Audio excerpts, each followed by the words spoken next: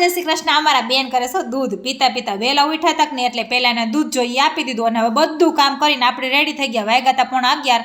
હવે બનાવવાની હતી વઘારેલી ખીચડી એટલે એને પલાળી દીધી અને લઈ લીધું હાથમાં વેજીટેબલ બધું કટિંગ કરવું પડશે કે નહીં। પછી હું ફટાફટ કટિંગ કરવાનું શરૂ કરી દીધું ને મસ્ત મજાનું રેડી કરીને હવે વઘારવી પડશે ને એટલે કુકરમાં તેલ મૂકીને અને મસ્ત મજાની ખીચડી આપણે રેડી છો। પછી હું આપણે કોઈની રાહ જોયા વગરની લીંબુનો સ્વાદ નાખીને બેસી ગયા જમવા અને રોંઢો પડતા હમણાં કેદુના નહોતા ગયા ને શેરીમાં એટલે બેસવા વયા ગયા। તા તો અમારા બેન અને એની બેન પણ અહીંયા ફરવાનું શરૂ કરી દીધું।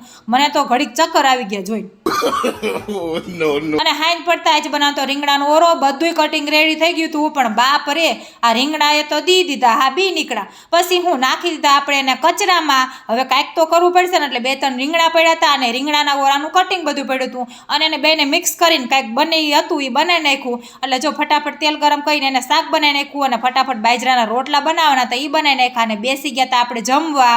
આવી જાજો અને માંડમાં નાખ તો જમવાનું બન્યું। હા જો બરેલો બાજરાનો રોટલો છે ને શાક શેનું છે ને જે આપણને ખબર નથી તો બધા આવી જાજો જમવા। બાય બાય, જય શ્રી કૃષ્ણ, સબસ્ક્રાઈબ।